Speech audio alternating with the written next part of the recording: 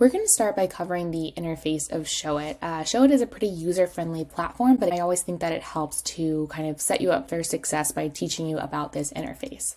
So when you log into any site or any template, it's going to look like this when you first open it up. What's going on is we have an options panel here, the mobile view, the desktop view, and then another panel on this side.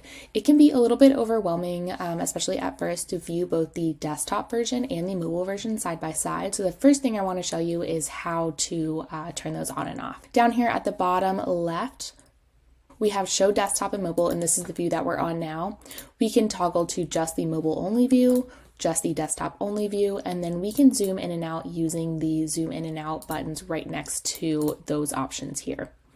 For the purposes of this video, I probably will be keeping the views on just desktop. That way I can get up close and show you all of the things. However, the content that you change on desktop will carry over to the mobile version, but the styling is going to be a little bit different. For example, if I were to change this headline, the words would change over here just like I changed them on desktop. However, you can see that it's styled a little bit differently. It's in a different position. It's a little bit smaller. So that's what I mean when the content carries over, but the styling does not. Same thing if I were to swap out these photos, they would swap out on the mobile version as well, but I might want to just go and check to make sure that they, again, are styled properly. I'll be giving you reminders throughout these videos about when to definitely check the mobile, but it's always good to keep both views in mind. Over here on the left, starting from the top, we have site settings, your design settings, the media library, and then we have the pages, blog templates for your site if you're choosing to use a blog, something called site canvases and canvas sets, which I'll talk about all of this in a later video, but for now, the best thing to know is that pages make up your site. These are all the pages you have templates for. And inside of those pages are canvases. Canvases are the sections that make up your website. So for example, we have the home page selected. If we click on this page tab, this gives us information about the page. And you can see each of these canvases when I click on them over here, scroll down to a different section. I also can hover over them. You can see that they're highlighted and named, and they correspond with the sections over here. Inside these canvases are the individual elements that we can edit on the site. So from smallest to largest, it goes elements. Elements live inside canvases. Canvases make up your pages, and of course, pages make up your website. That's kind of the overall hierarchy of the site. Next, I want to talk specifically about your site settings. So we're going to go up to the very top left corner where it says site settings. This is information about your site. You can change the name. You can add a favicon, which is that little icon in the tab when you pull up the site, and then some language settings here. This is where you'll activate your blog if you're choosing to have a blog subscription. This is where you can input your Google Analytics, and then all of your social media channels can live here. This makes it really convenient to select them later on when you want to link your social media channels instead of copying and pasting those URLs everywhere.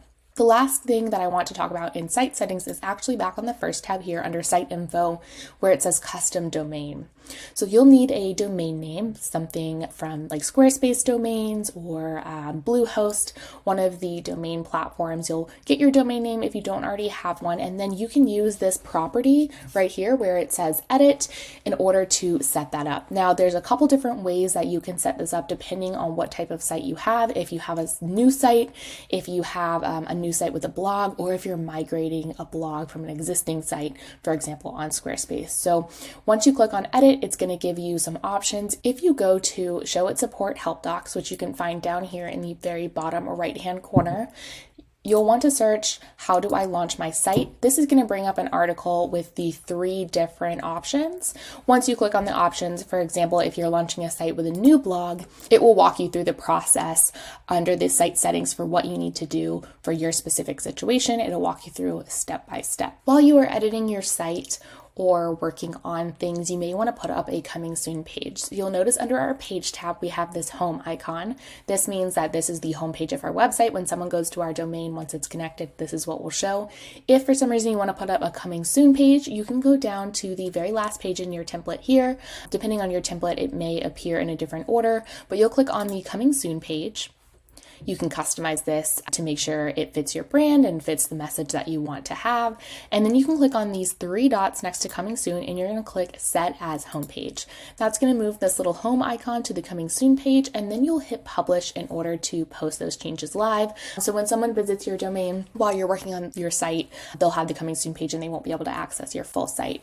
When you're ready to launch your website, you'll just go to the homepage, click on the three dots, click on Set Ads Homepage, and then you can publish and post your changes live, and that will take down the Coming Soon page.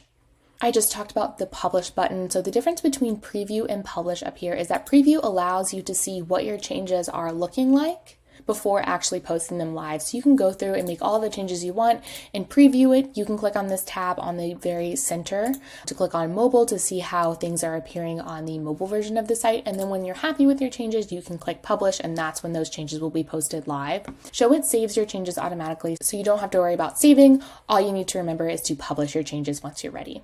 The last thing I'll cover in this video is what I like to call the Smart Panel. Now that's not the official name for it, but you'll see what I mean in a second. When I am working inside of a canvas, so say I want to edit this very top canvas, the hero canvas on the home page, I've clicked into the canvas and now I want to edit some of these elements. You'll notice whatever I click on, this panel over here starts to change with the different options. That's why I call it the Smart Panel, because it's kind of telling us the options that we have depending on the element that I'm clicking on. For example, if I want to edit this subheading right here, I'll click on it. I have some sizing and positioning options, but you can see it also says text style and text properties, and these are all of the things that I can edit for this piece of text. For example, if I click on this photo, now it's going to bring up this Polaroid image, and I have all of the options over here on the right that I could use to manipulate this image. So if you're ever looking to edit something specific on your site, make sure that you have it selected first, and this panel over here is going to show you all of your options.